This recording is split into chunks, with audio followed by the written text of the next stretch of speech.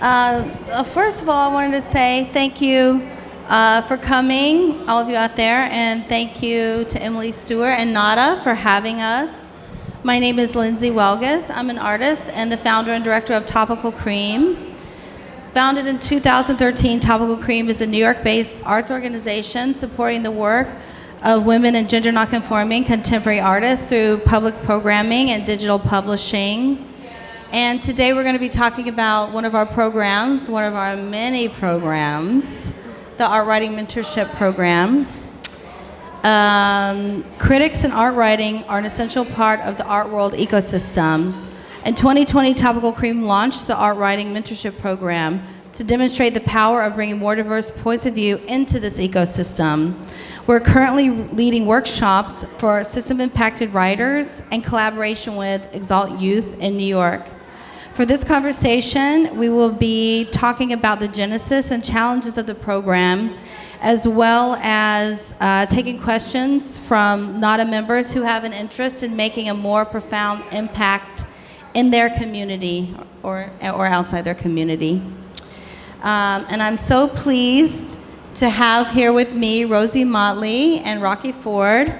Rosie is currently the director of the Art Writing Mentorship Program at Topical Cream. Rosie is a writer and the founder and director of Someday Gallery in New York. And she currently has a booth up here this weekend at NADA, so please stop by and check it out. She's showing the work of Brittany Ann Harvey and Yito.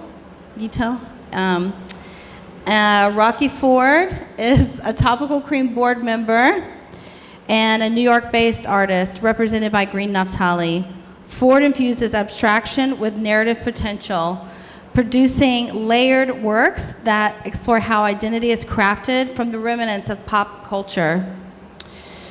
Known for her distinctive way with materials, Ford troubles the line between painting, sculpture using reflective acrylic and transparent mylar, wielded steel chains, and laser-cut texts.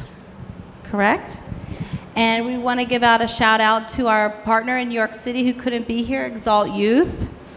Exalt is a New York City-based nonprofit serving all 5 boroughs. They elevate expectations of personal success for youth aged 15 to 19 who've been involved in the criminal justice system. They inspire youth at a critical crossroads to believe in their worth from the first steps of contemplation through the journey of creating lasting change. So shout out to Exalt, and thank you for being such a fabulous partner. We're going to start with a quick video from one of our writing that includes text from a poem written in our program by one of our writers, Felicia.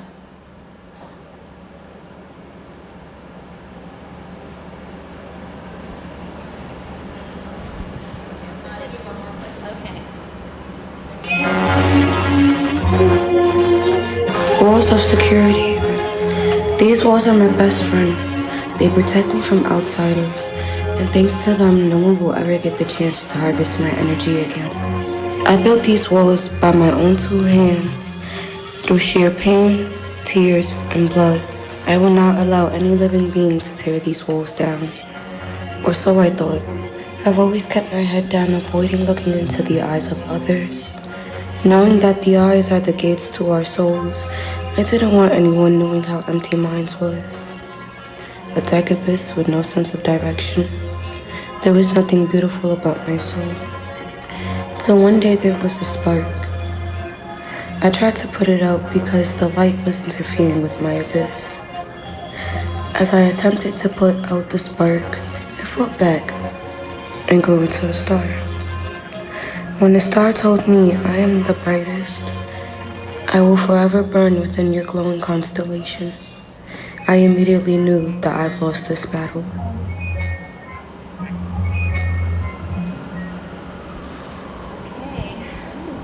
Hi. Hi. How's everybody this morning? Good. Good. Okay, well, I guess let's start with you, Rosie.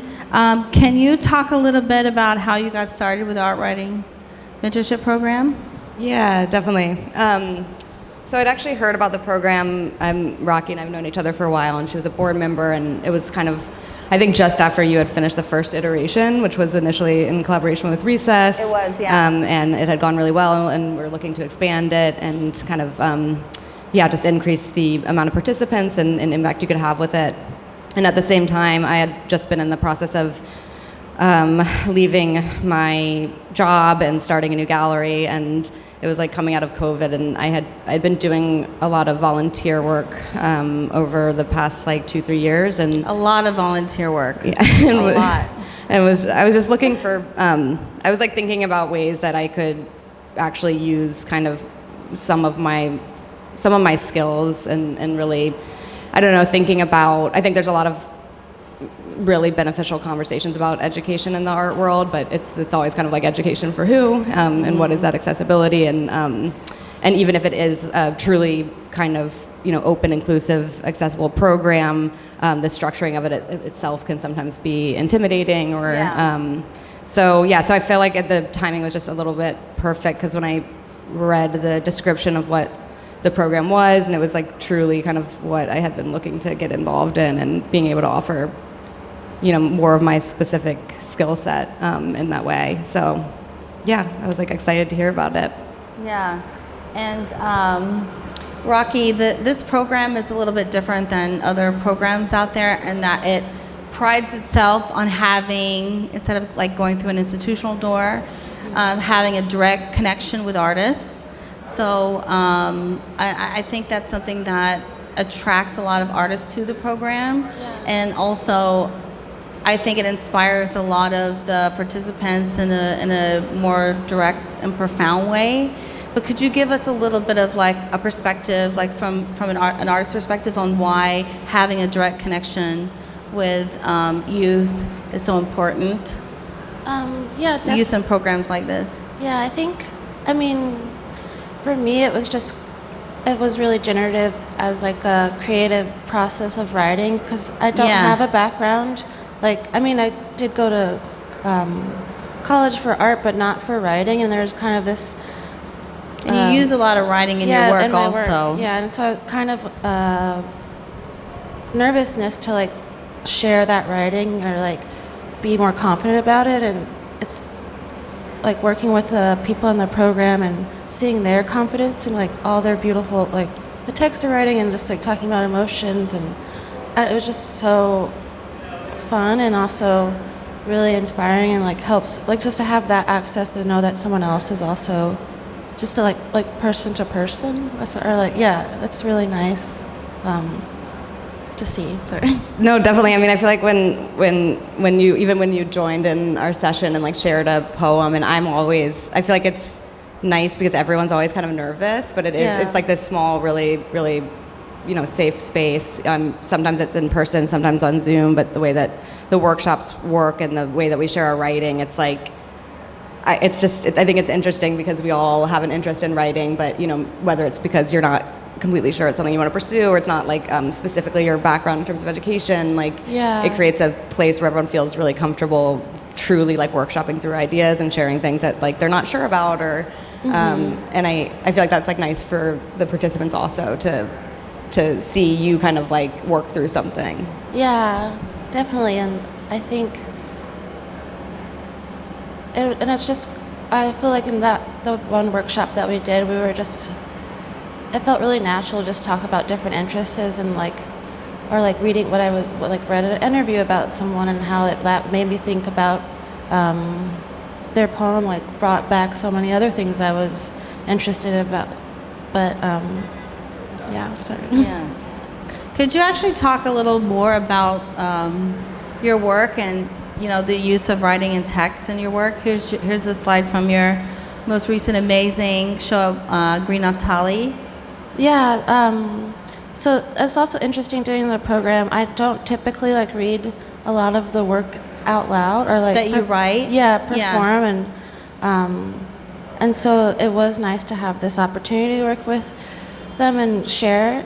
But so a lot of the text is kind of based from poems, or from found texts from like pop, or like from like reality shows, or some of it is things overheard, like just walking around the city, and then I usually like draw out the text and have it laser cut into, well, this is a dance floor that, but yeah, thinking about how, like, it's all very reflective, and think about, it's like literally reflective and self-reflective, and like reading the text back to yourself and interacting with it physically is really important, especially for this show, just like how the viewer interacts with it. And there's an element of community also, like in your work, especially in pieces like this, where you invite people over to your studio to do dance parties on top of your work. Yeah. So I think there's something that's like works very well, you know, when you're in a workshop setting, you know. Was this also the first time, just I'm thinking about what you were saying about not normally sharing the writing alone or like reading it, how it ends up being like collaged into the work, but with this show there was the piece that was actually just printed out on printer paper and taped. Yeah. Was that the first time you had done that and like fully shared a text in its entirety in that way? Yeah, I was like, I wanted to make a book, but I never, like by the time the show happened, I was like, oh, I can't make a book too now, and so I just printed out the pages, and I was like, I'll just tape it on there, and kind of thinking like with the dance floor and like a nightclub and like the mirrors, and like when you're in the bathroom and like scratching on the bathroom and like writing a text, or like thinking of the printouts as like posters, like, and like for another show at the bathroom, or like kind of just, yeah, so that was a way to like kind of just put the text and like see how that people interact with just seeing the text. Did it feel like more vulnerable that way though? Like was it like hard to share just because it becomes so like deconstructed and collaged? Yeah, definitely. It's like, I don't know, I feel like a lot of times I'll write stuff and then not look at it for like months, and then I'm like, okay, I'll print it out, put it there, and then I was like, oh my god, I wrote that. I was like, that's so embarrassing. And then I just put it to the other side of my mind and not think about it again, and just try to keep going, you know. Fantastic. Okay. So the other thing that I think is really great about the program is that not only, Rosie, are you doing workshops and writing poetry, but Topical Cream also offers a full-page feature interview with an artist, that if somebody wants to take that on, that they can have their piece published on topicalcream.org, along with some of the best writers and critics in the nation. And I think that works like a few ways. Like it helps with a digital footprint for a writer, because if you're applying for school, or I guess they Google you now. I don't know. Do they? I'm sure they do. Like CV depending and on just name recognition coming up. Yeah, but can you talk a little bit about the process of producing one of these longer interviews with an artist? And one of the ones I was thinking of, this amazing feature that Lynn wrote with Brittany Shepard, which was a really incredible interview if you haven't read it. Yeah, definitely. And I guess I feel like I probably didn't really even explain the structure of the workshop that well, so maybe I'll start there too. But basically, so that there's 4 iterations so far, and the number of participants just kind of range. It started to grow specifically since we started to collaborate with Exalt, because they work specifically with system impacted youth, trying to set them up with mentors, internships, paid internships, and there's also, like, they sent out a newsletter to all of their current students and alum, just offering like different in-person sessions, workshops, ways to be involved and volunteer, but there's also like really great financial incentives, which I think is super important and aligned with our goals as well.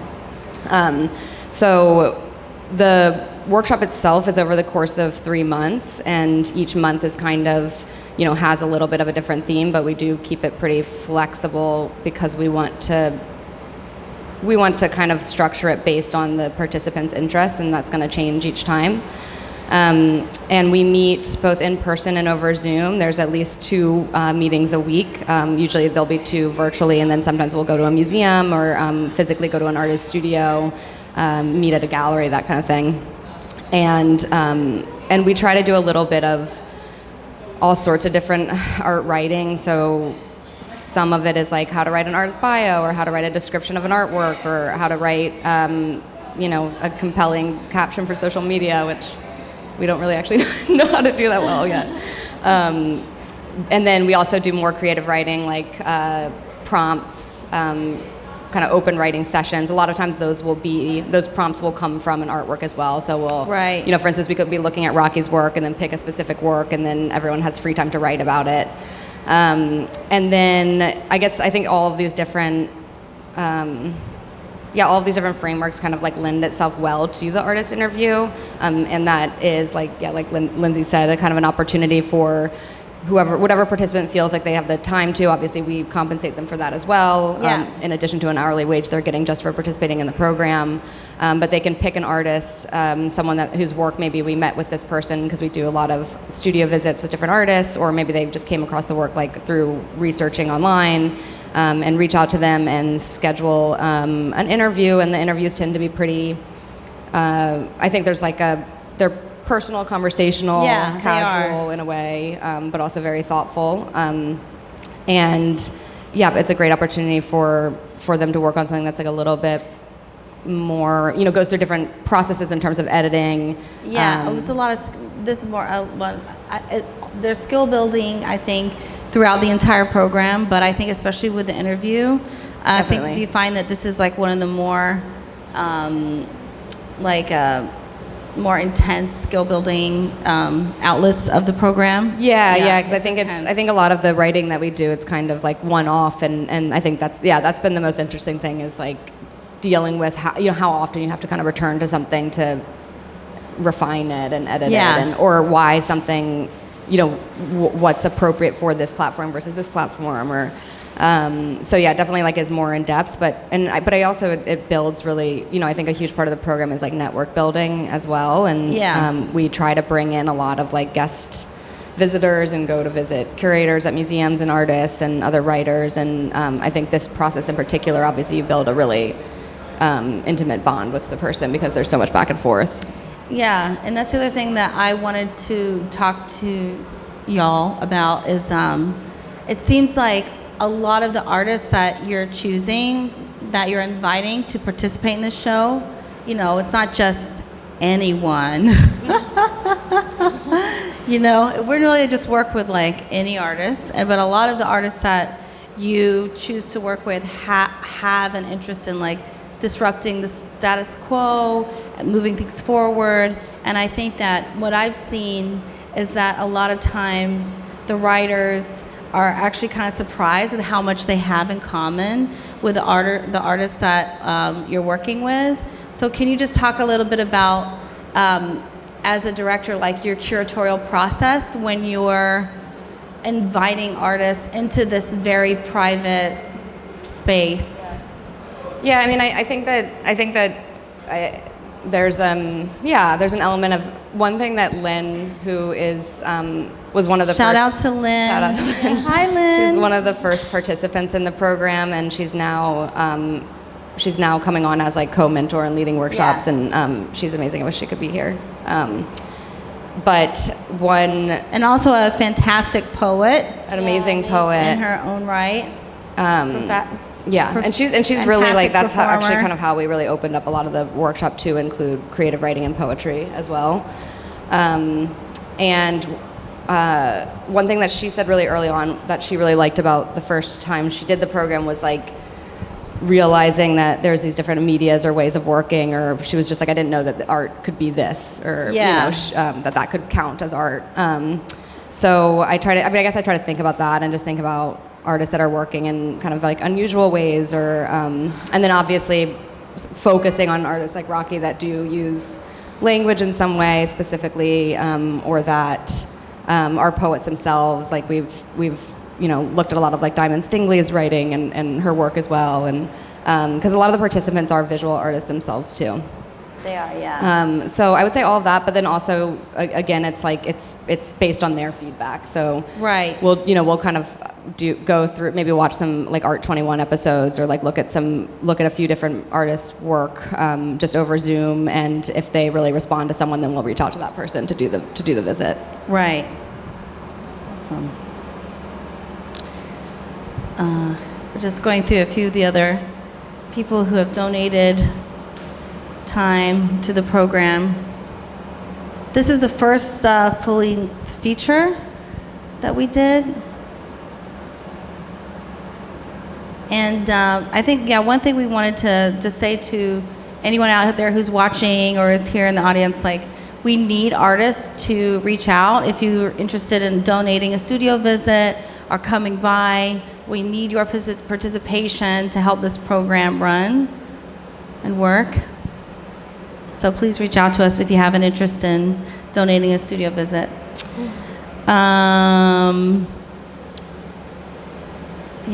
We just. I was curious. Can I ask? Yeah, go ahead. Yeah. I was curious. How did the program like start, and like especially like where was your? Because Yes. Lindsey, So I got a text message from a friend who is a board member of Recess, and Chris Udemezu. Hi. And he said Recess is looking for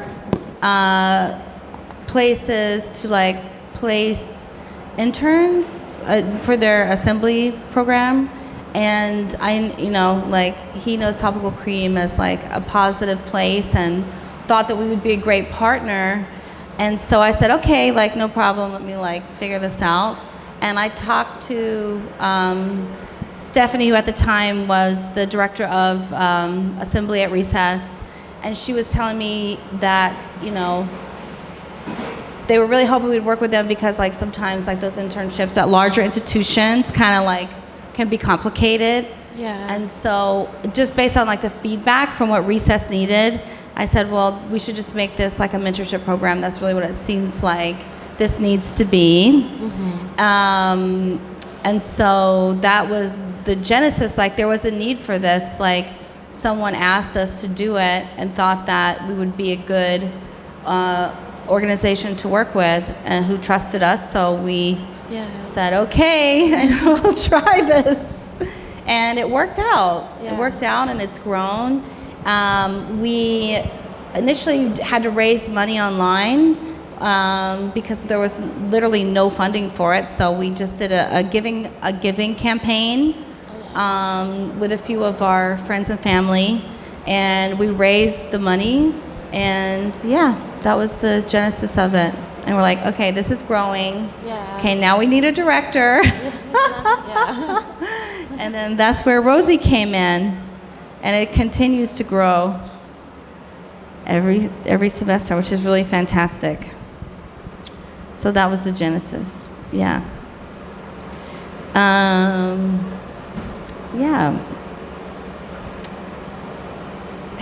think that if we want to, is there anything else you'd like to add?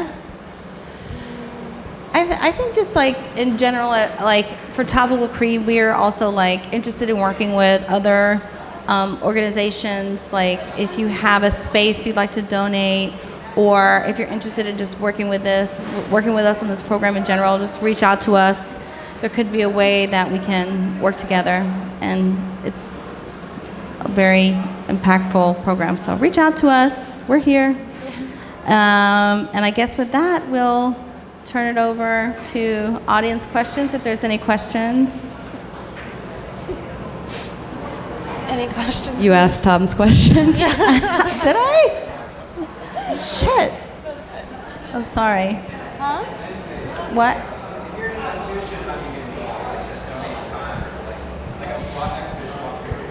I think, if you're an organization or an institution, just email Rosie at topicalcream.org. And, it's all in relationship building and trust building, and we can work together to see what your capabilities are and how together we can fit the needs of these writers. Because we've done a fair amount of museum visits and met with some curators pretty casually, but we haven't really gotten that involved with actually education departments and museums. But I think we could. So I think there's definitely room for that. Yeah. I guess that's it. Thanks. Thank you again to Nada for having us. Everybody have a great. Thank you. Have a great nada. And that's it, nada more.